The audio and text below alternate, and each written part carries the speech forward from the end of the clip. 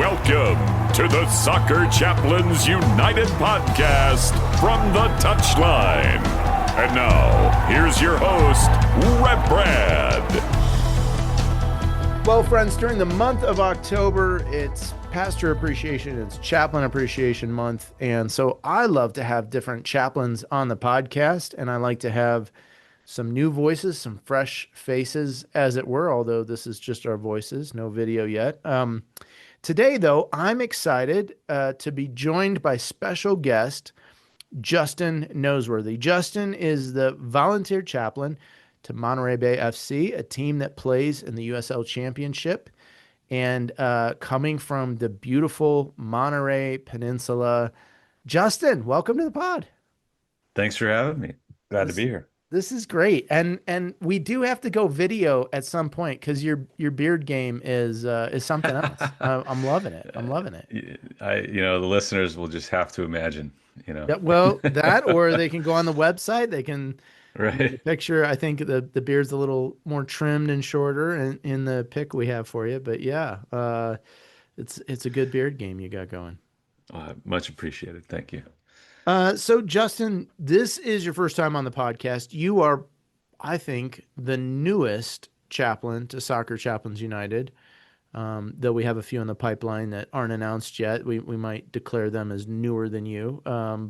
But yeah, your first season with the team. I would just love for our listeners to get to know you a little bit better, like where you come from, your background, your story, your origin story, as it were. And yeah, maybe just share with us a little bit about how all that unfolded, and then we'll get up to how you came to be part of Soccer Chaplains United after that. Sure. Yeah. I was born in the Monterey area, and as a kid, sometimes was forced to go to church. I hated it. I hated church. I wanted nothing to do with it. And so eventually was old enough to choose whether or not I went to church, said thanks, but no thanks. I'll never go again. Yeah. And then I got tricked into sort of duped into going to an after school Bible study in 8th grade, and just was met with grace and love and acceptance, despite a lot of the things I had said to the church kids for being church kids, And yeah, just, eventually started to fall in love with the church, and that led to falling in love with Jesus, and eventually got into ministry in 2006 at that same church. And talk about ironic, I was the room that I was forced to go to Sunday school in eventually became my office. Wow. And that was just kind of interesting. But now you said duped. I mean, what were they offering you, candy, or like how did you get cajoled into joining this thing? I had a good buddy that in middle school who was just through and through church kid. I mean, he was the kid that was always doing the right thing, and he was trustworthy. He was just always this like presence of righteousness and goodness in our school, and we were working on a school project together, and I think we wanted to work on it together, or I wanted to go play at his house or something. But it was as I remember it, I think his mom said, well, Justin's welcome to come over and play and hang out and work on the school project, but he's got to go to Bible study because that's what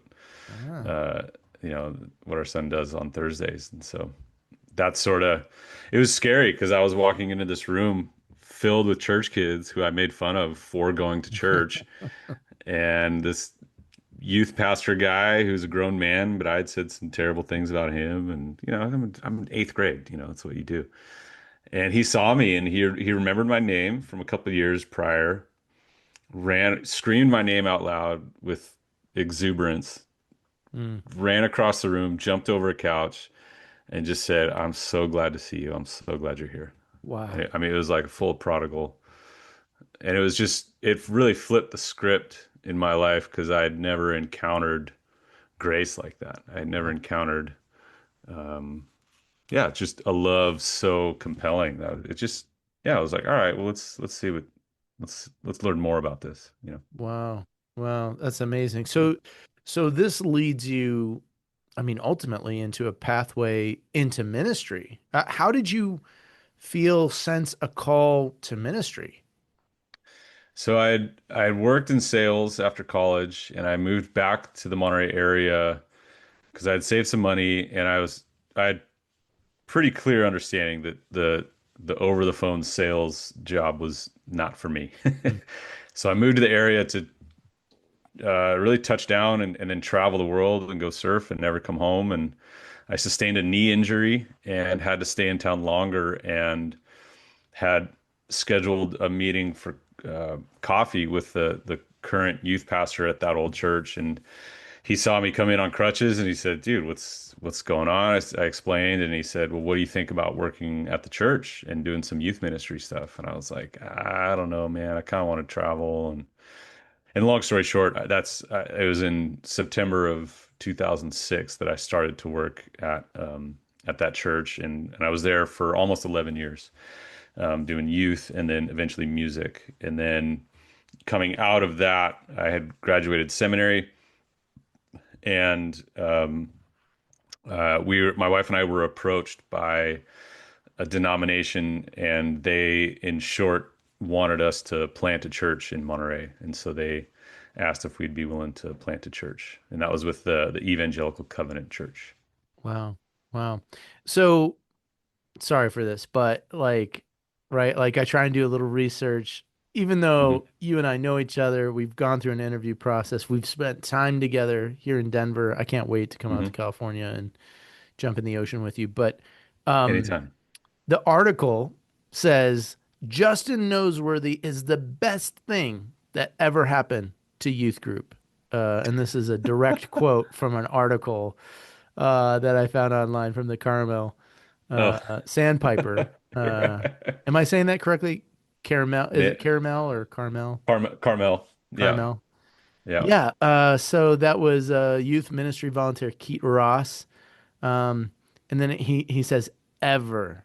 He's the guy that relates to everybody. Anyhow, he's awesome for what he stands for and how he helps with kids. I don't think this youth group would be anything without him. So it seems like the way that that youth pastor had engaged you when you went into that Bible study, Hmm. you flip it and that becomes now the way you're engaging other youth in that space. Yeah, it certainly was a gift given to me that I tried to share with others, and one of the stories that I come back to is that, that youth group, and not just me, like, I was part of a long legacy of really strong youth leaders, and a church that really supported that ministry very well. And it was very evident that, overwhelmingly, the students who were there wanted to be there. They weren't forced to be there. Many of the students didn't have parents who attended the church. Mm, There were a handful of, not a, more than a handful of students whose parents started to come to church because their kid was participating in this youth group and it was meaningful to them. And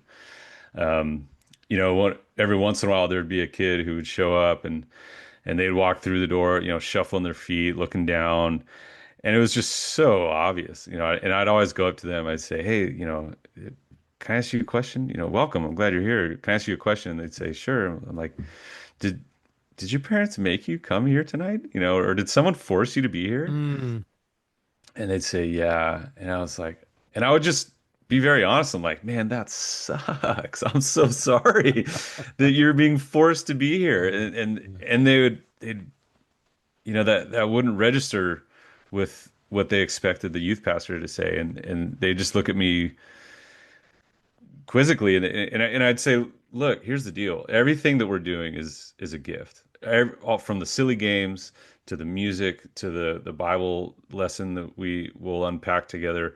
It's all meant to be a gift. And the moment a gift is forced upon you, guess what? It's no longer a gift, right? And I hope you understand that. And so, look, you're free to not, participate in any of this. You can go down the hall and hang in that room the whole time if you want.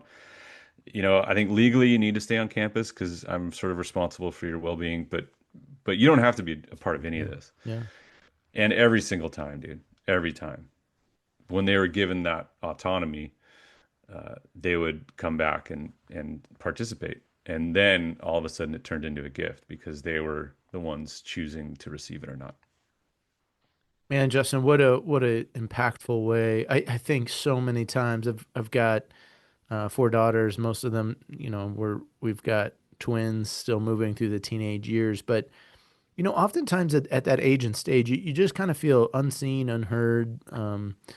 You're kind of in between, right? You're not Mm. quite an adult. You're no longer a child, and so like just to be seen, just to Right. be given some ownership in some of the things. It feels like that's a really salient point of just connecting with the heart, Yeah. right? And Right. opening, seeing God open a door through that, right? Seeing people treating them that way. So youth ministry, then worship leading, Hmm. then church planting or church, is it church planting or church revitalization that you find yourselves in now? It was church planting. Yeah. Okay. Yeah. So that was coming out of my old church. Um, yeah, we were approached by this denomination, and they actually had someone initially that was going to relocate to the area and plant. And just as things unfolded, that person ended up sort of backing out of it. And at that point, the conversation had developed to the point where the ECC was confident in trying to pursue a church plant with my wife and I. And so, yeah, it really started out of nothing. And we put together a team of people, and I it was really interesting because there were I was looking for other church options and just praying for God to open and close doors however God saw fit, and this really was the only door that God opened and blew it wide open. And from day one, there's just been a lot of support and excitement, and here we are, going on 8.5 years later, and it's crazy. It's just been such a blessing. It's absolutely changed my life and my wife's life and our kids' lives in like indescribably profound ways, and we've received so much blessing from the community, and others I think have said they've also received blessing, and it's just been this yeah, it's been a real exciting journey. So maybe give us a brief picture, like we walk into All Things New Church on a Sunday or when you guys meet. What are some features that someone might encounter in it? It's unique to who you guys are, or it's just part of your core ethos and identity. Mostly smoke machines and lasers, like a big laser show. It's kind of Really, really, right. The moment you step out of your car in the parking lot, there's a lasers smoke right in the machine, eyes. Yeah, just getting the Holy Spirit blind them ready for for you. Jesus.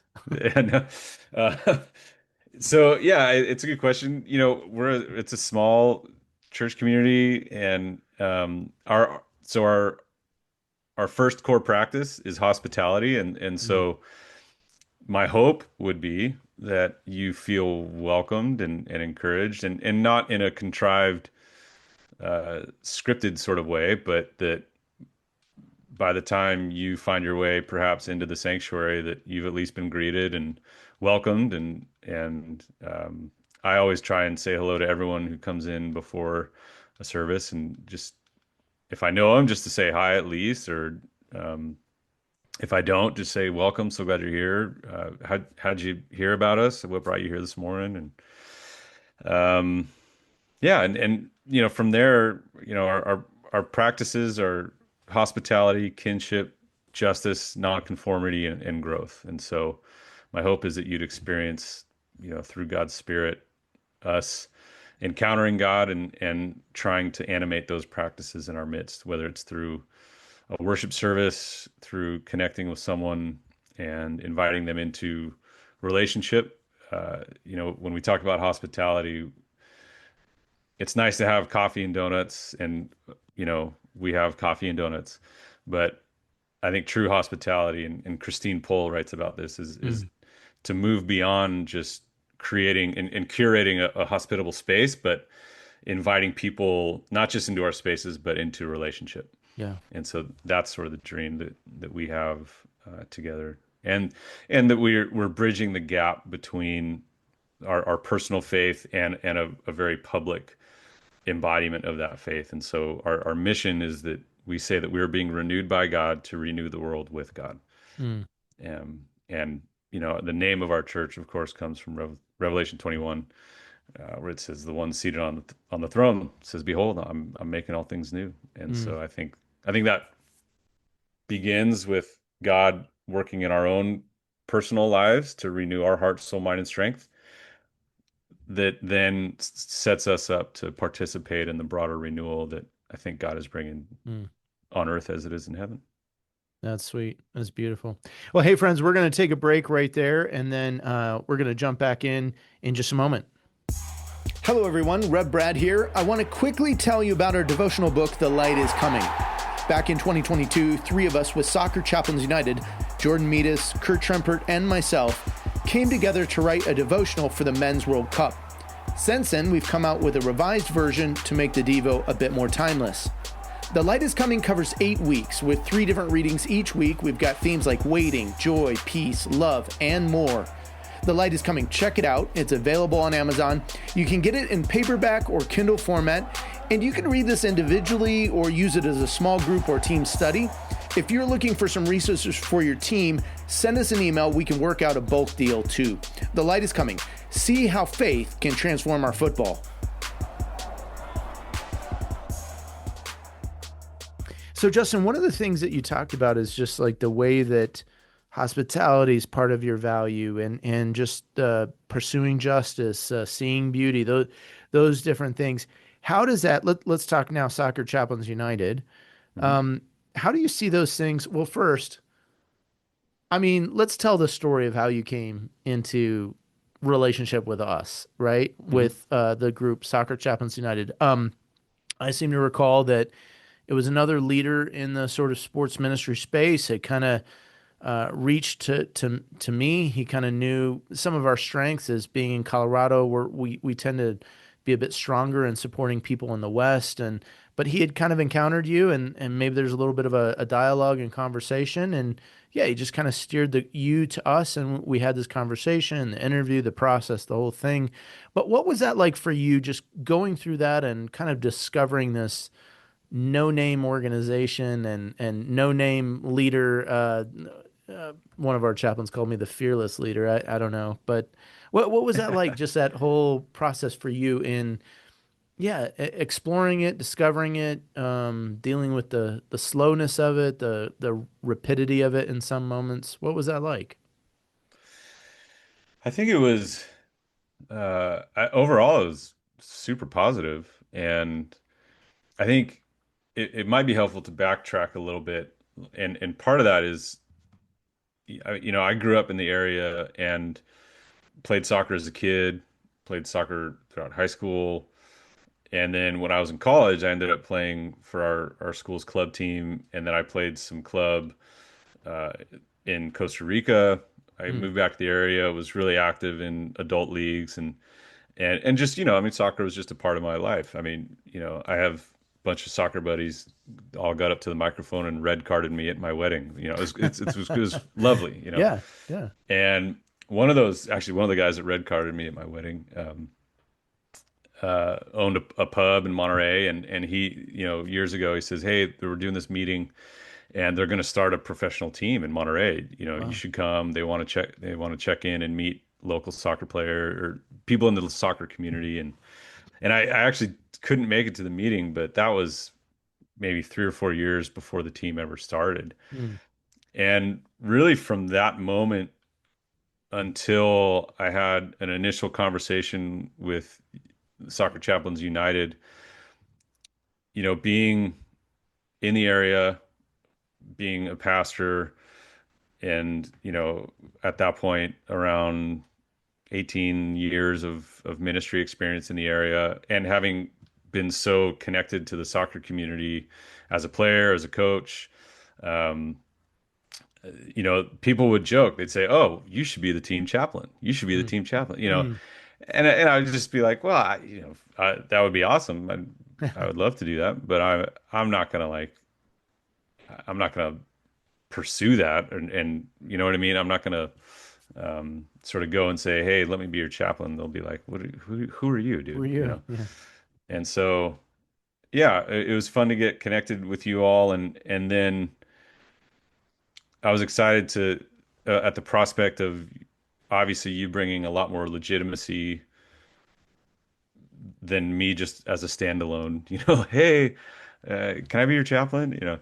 And so yeah, the slowness of it was really fine with me because in some ways I'd served as a kind of like an ad hoc chaplain to some of the players already uh, in previous seasons. Just it's a small town, so you end up Yeah. connecting with some of these guys, and so we'd have guys over for dinner and just support them as best I could, and yeah. So I think when the word came back that yeah, the coaches gave it the green light and we'll take it one day at a time, I was like, all right, let's go, and it's been great. How have you seen it? It sounds, I mean, well, I hear it, I know it, right? Hospitality, part of your pastoral nature, but also Mm. you've used that in the chaplaincy. What do you see as you gather and open up the table for, yeah, this myriad of people that come from all parts of the world to play the beautiful game? Yeah, so one of the things I try to make as clear as possible is that I want to support them, whatever that looks like. As the chaplain, I want to support them, and in many ways, I think it's such a transient league, right? Yeah. Guys are getting traded, or just for one reason or another, arriving at and leaving teams all the time, and so what I try and tell them is I want to do everything I can so that this place feels as much as like home as possible for you, so that while you're here, you can focus on the game and you're not as homesick as you would be otherwise. You're not as lonely. You're not as, you have other avenues to plug into the community to connect and gain support. And if that's spiritual leanings, if you want it, great. Let's go with that. If that's me just helping you discover the beauty of the area, and I can tell you where the best beaches are. I can, tell you where the good coffee shops are, or the best restaurant. Great. I want to make sure that you feel connected to the place so that you can have a sense of rest and Mm, ease so that when it comes to performance on the pitch, you're not bogged down by some of this other worry, right? yeah.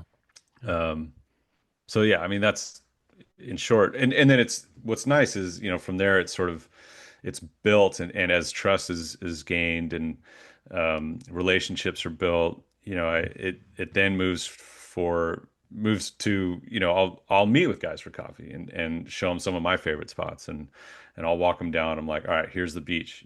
When your girlfriend's in town, take her here, like Mm, whatever it is, and just say like, all right, here, yeah. watch the sunset, and then eventually, I think one of the most fun uh, expressions of hospitality we've had is inviting players over for like a family dinner, and just, because there's some international players, and I'm like, hey, what do you miss most about Yeah. home? And they're just like, man, I just miss family. We just miss Yeah. family. I'm like, all right, well, while you're here, you're family, so just come over for family dinner. We'll have family Yeah. dinner, Yeah. and my kids are gonna be running around. The house is gonna be messy, but that's what family dinners are. Like they're not polished and perfect, um, and it's great. I mean, this last one, I think we had 9 or 10 guys just hanging in the living room and you know cooking pizza and bringing pizza out and just sharing.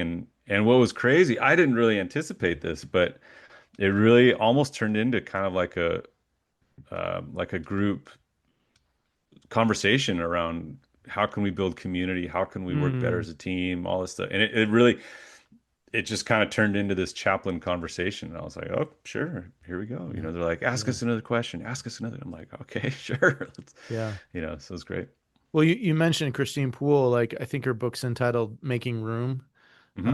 That's part of the chaplain's job is creating space for the conversation to happen, creating space for sort of self-awareness, communal awareness, and Yeah, what a beautiful space that you could open your home and have that environment around a table, around a pizza pan, around couches and just a comfortable environment. I often tell folks, if you've seen the show Ted Lasso, I think it might be in season 2, but the Higgins character mm, has these team guys over for a holiday meal, and right.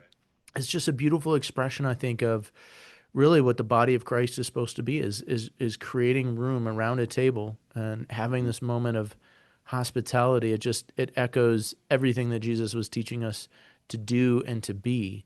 And big time. what a beautiful expression of that. What, Justin, for you, that feels like a highlight. It feels like a special moment. Any other special moments as a chaplain where you just feel like, yeah, here's something that's really been fruitful or has felt like it's taken off pretty well. Like, any other highlights for you this season? And it's just your first season, right? Like, of Yeah. officially doing this. You were doing some things unofficially, BC, before being a chaplain. But yeah, what's some other highlights for you?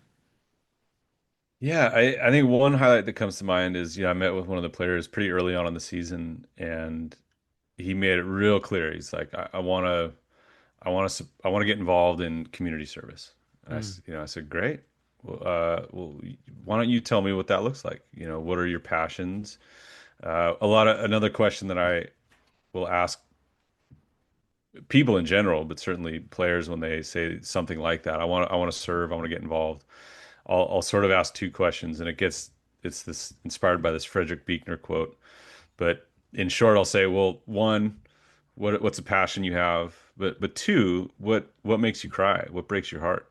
mm, And that's the one that they kind of like, whoa, I didn't really think about that. I'm like, mm, well, you tell me what really sort of pulls at your heartstrings, and then I'll help, sort of facilitate the journey toward an avenue for you to sort of fix that problem, if you will. And so what was great was, this player in particular just said, well, here's some of my passions. Here's what kind of breaks my heart. I said, great. And so I mean, being in a small town and doing ministry in the area for about 20 years, I was like, all right, here's like five or six local nonprofits nice. that could give you a variety of options to sort of participate and plug in.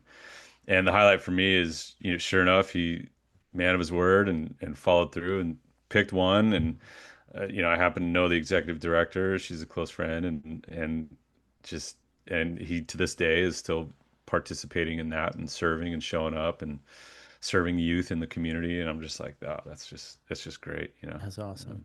That's Yeah. sweet. What an awesome way to serve. Yeah, anything, yeah, where's been the pinch point for you this year? Because it's not easy to be a chaplain. Oftentimes, I equate it to sometimes, if you think about a stadium, sometimes you're buying a ticket to get in. Sometimes you're given the VIP luxury suite that you can sit in. Sometimes you have a credential around your neck that allows you access everywhere. Sometimes you are just praying that someone will know that you're available and there for them. So, like, what's been a difficult part of the chaplaincy for this year, or something where you've kind of had to figure it out and it's not been all roses? Yeah, that's a good question. Um, I think I think maybe a pinch point is me just like having to learn um l- sort of like the functionality of a professional soccer club, like how it all works. And I mean, from as small as like parking permit to um another example is like figuring out what their schedules are like and when are they training? How consistent is it? It's because it's less consistent than I thought, right? It's like, oh, well, they're not training today because coach gave them the day off because they had a great win on Saturday. Okay, well then, oh, they're not training today because or I mean, they train a lot, make no mistake, but I think something like that, and then also things like, when guys aren't when they don't make the roster to travel, or Mm, something like that. And I'm texting them like, "Hey, have a great game." They're like, "Well, I didn't make the I didn't make the 18." I'm like, travel, yeah. "Oh, do you want to talk about it, dude?" Like, so just, kind of stepping in it in that sense. So I think just trying to learn how it's best to fit in, and figuring out what information I need more of, in the seasons ahead. And that's been certainly a learning curve. Because yeah, coming in, I think across the board, with the exception of a couple players who'd been at other teams that had chaplains, like pretty much the whole front office staff and most of the players and coaching staff as well, they're like, "Who are you? Why are you here? Mm, What do you yeah. do? What are Yeah. you doing here? What are you, which is totally fair. Like that's fair. And so but with that, it's not like, I didn't get like orientation, staff orientation. Here's Right. how the organization runs. This is who does this. This is who, it's me sort of just like figuring out over time. And I think that's been the biggest challenge. But now sort of having better understanding, I have that better understanding, but also I know what I need to know moving forward. Yeah. And I think I'll Oh, be, communication is so key, Justin. And, sometimes that's the disadvantage of, we're guests at the club. We're for Soccer Chaplains United, we sometimes will have someone that's experienced one of our chaplains before, and that can kind Mhm. of pave the way, open some doors in a different way. But communication, I would say, is so key and so vital. And like even to have your number displayed somewhere in the locker area or in the sort of staff engagement areas is important to and it can be really tough to figure that out because you as you said you can sometimes step in it. I remember even recently, and I've been doing this 24 years.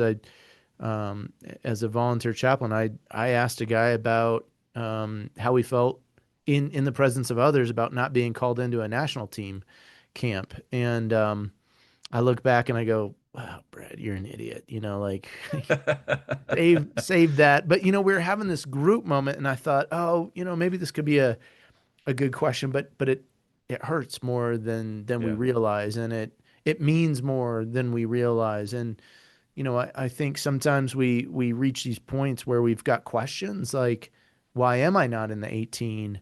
Why am I benched yet again? Why can't I get my start? I had a good couple weeks of training and so and so's Mhm. injured, or we've had a losing streak. Why isn't coach making any changes? And so I think sometimes as a chaplain, you uh, you miss it because you're not around it all the time either. You're not in that environment to see the day to day, and those things grow too. As now I have people that come up to me and like, "Hey, did you see what happened in training yesterday?" And it's kind of like, why don't you tell me what you saw in training the other day or what you heard happened in training the other day, and let's Right. process it. And Yeah. you find these ways to discover what you need to know without necessarily always knowing what you need to know. Right. So, man, kudos to you for discovering some of those things. And Hmm. yeah, I think too, me sharing information with you and other chaplains, like, right, that's my heartbeat.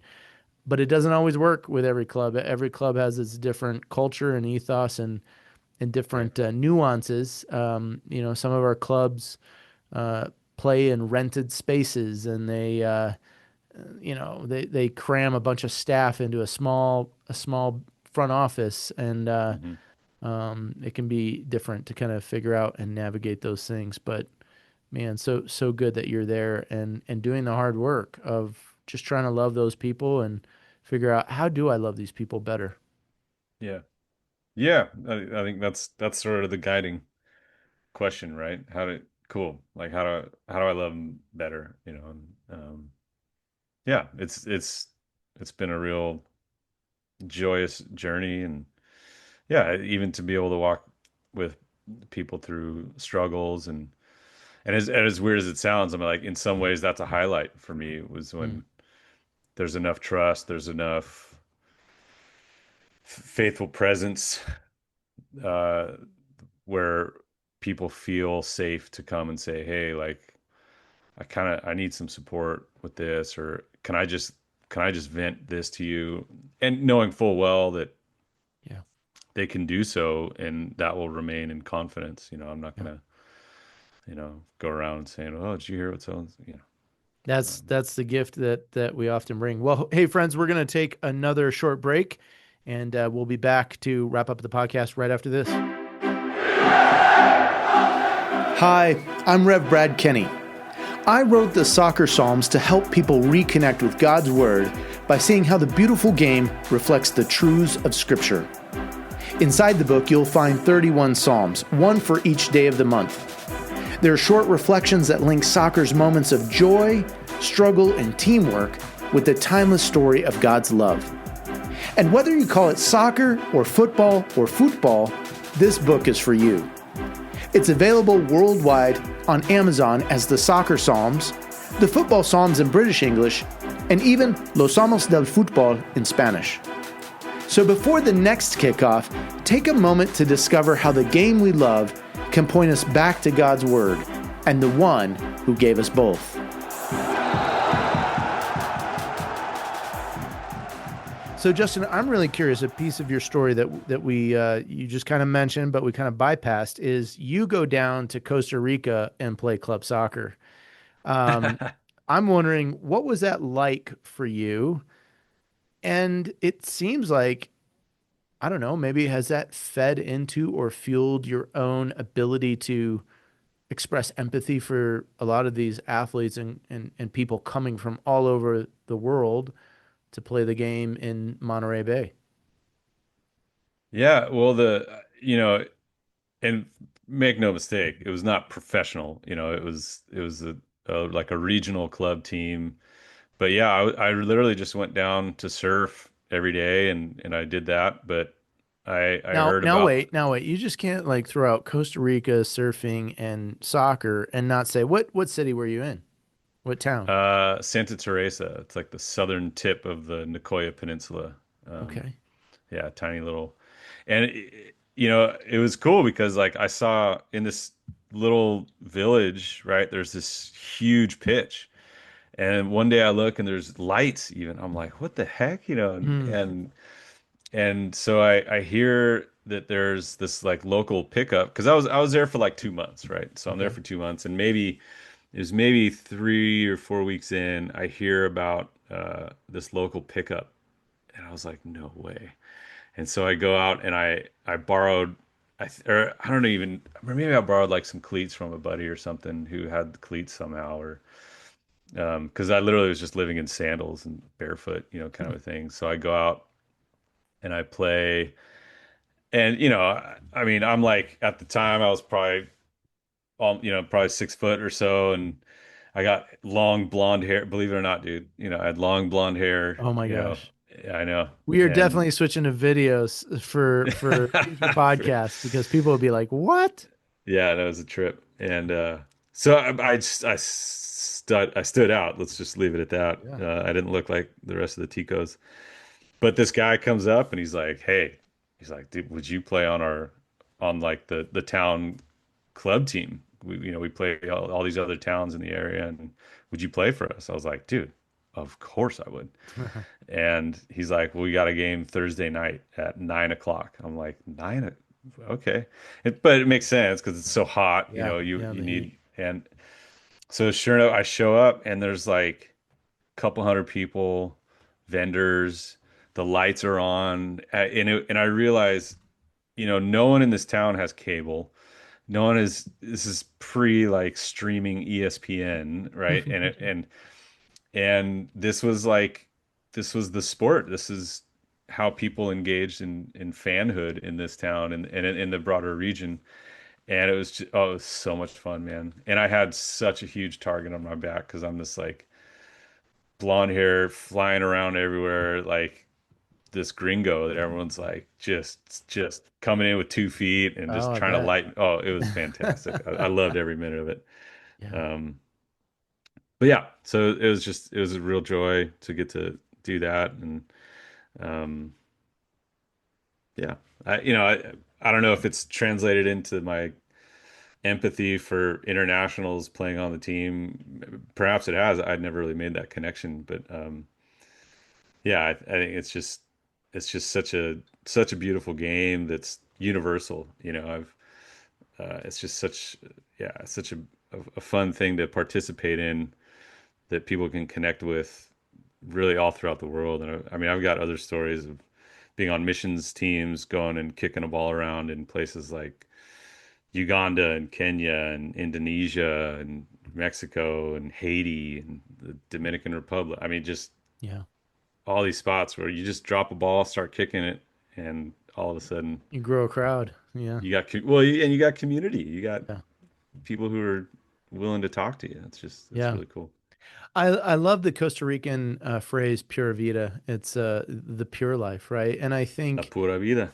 yeah, That's right. we have this task um, as chaplains, as representatives of Jesus, as agents of reconciliation, as the Scripture says, um, that we have to show and reflect what does the pure life really look like, and Hmm.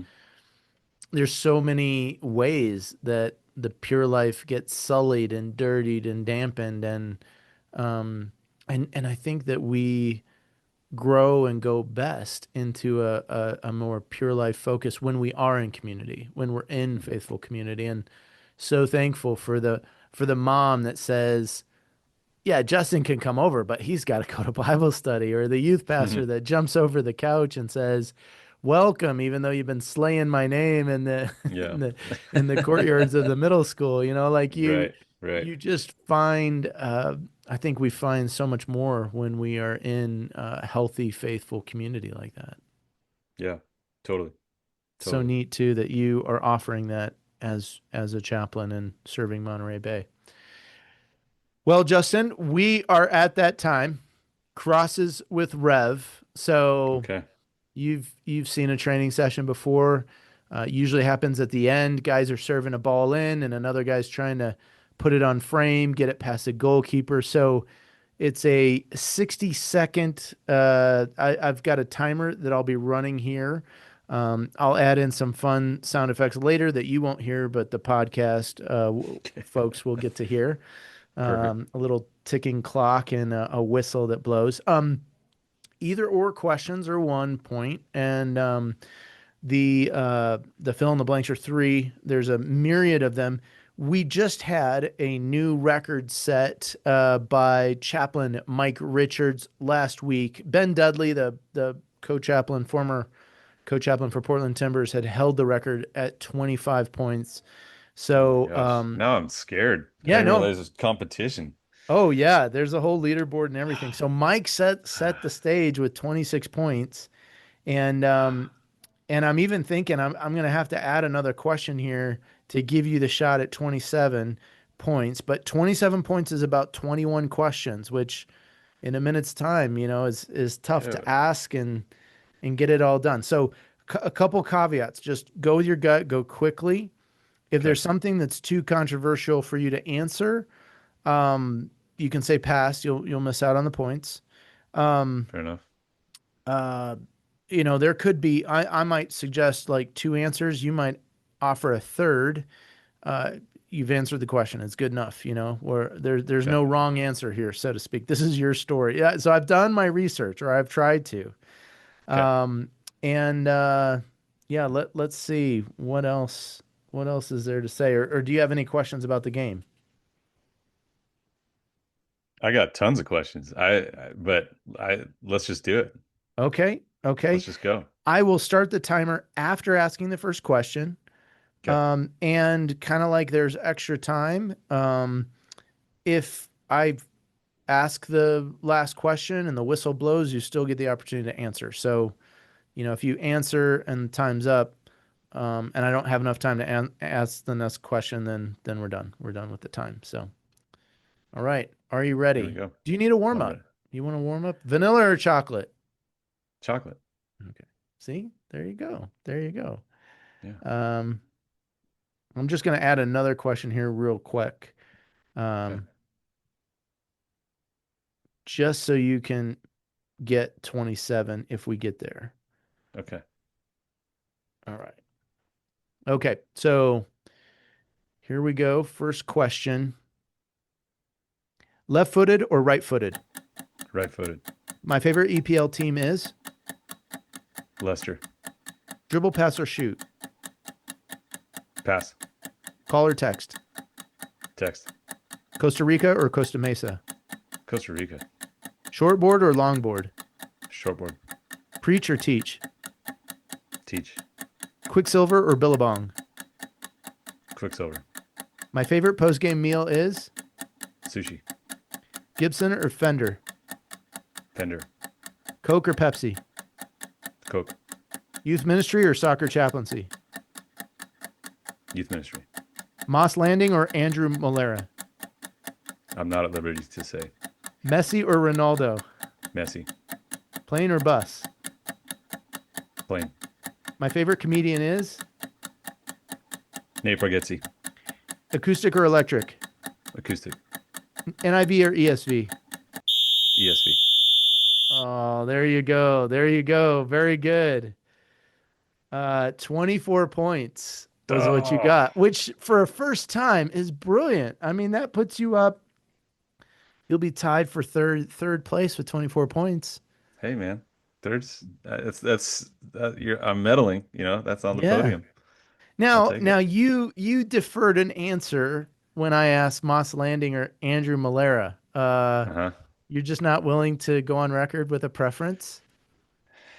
Uh, For you know, those of s- you that don't know, this is a research of some of the most technical beach and surfing around Monterey Bay. So that's right. at least that's what my research led me to believe, but maybe I'm wrong. Yeah. No, that's some good deep diving. So here, surfers, we're very selfish people. We're very selfish, and so Are you the upset that I reality. even said those words? Is No, of this like course not. No, secret it's all good. secret? Okay. It's all good. There's not a whole lot of crossover with the surf and soccer community, which is great. But yeah, it's one of those things like, yeah, you kind of there's only so many good waves that you can surf at a time, they're not always breaking, and so you don't really go around broadcasting where the good spots are. So Ah, I'll plead the fifth on that one. okay, okay. Well, I gave you the points for it anyway because that was a Well, good thank you. answer. Like as I Thank you. can't say either way. That was good. That was good. Yeah. So you're an acoustic guy.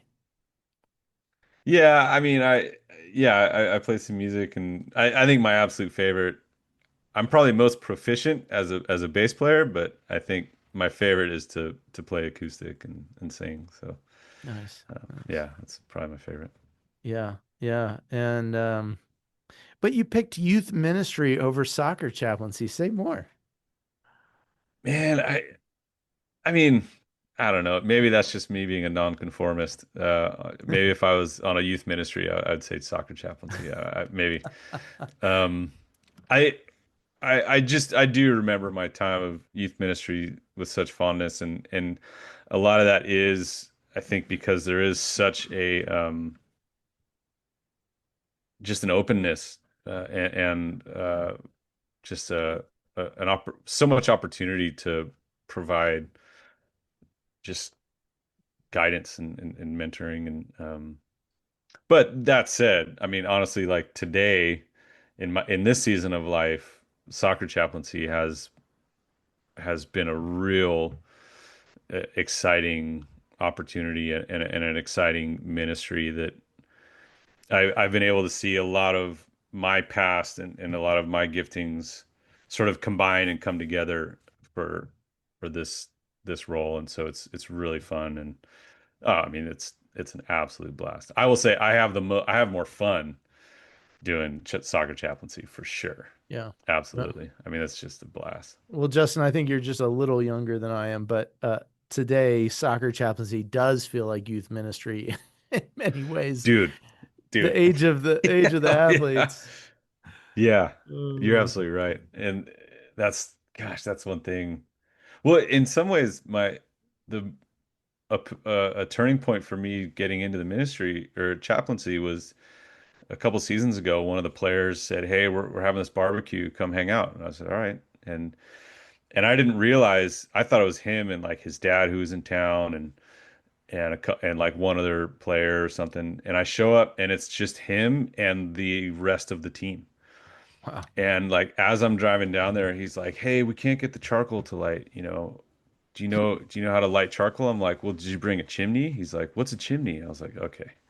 I'm like, "Okay, dude. Like I'll be down." And so I show up with the chimney and some newspaper, and sure, it's the whole team. And I'm like, "Oh my gosh." And they have no idea what they're doing. They don't know how to cook burgers on a grill. And so I'm like, "All right, here's the deal. Uh, I'll do the grill. You guys hang out.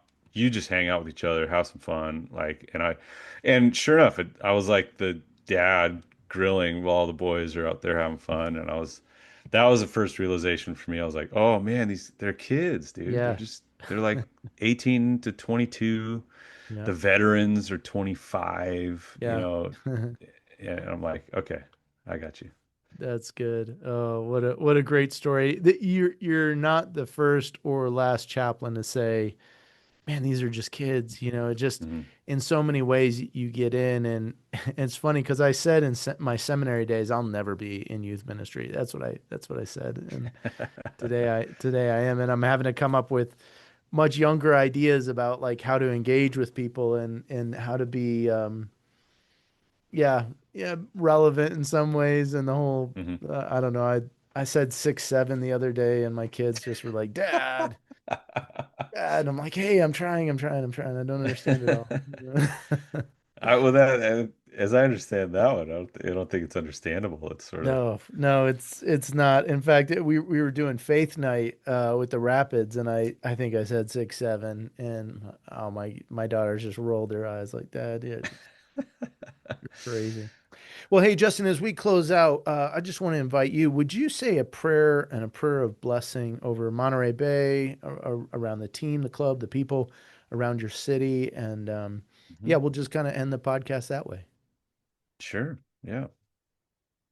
Father, Son, and Holy Spirit, I thank you for who you are. I thank you that you are the God who hovers over the waters of chaos, and that you are present in the midst of challenge and turmoil, and that as we look into whether it's current situations or the future and it's unknown and it's scary, that you are the one who says that you're present in the midst of that. And so as we come to the close of this season, and so many players are looking into the future and don't know what's next, and um, have anticipation or anxiety leading up to their end of season meetings and all that stuff. I pray that you would reveal yourself to all of us involved with the organization, and um, bring your spirit of peace and comfort and encouragement, that you are with us, and that none of us are defined ultimately by what we do and can produce,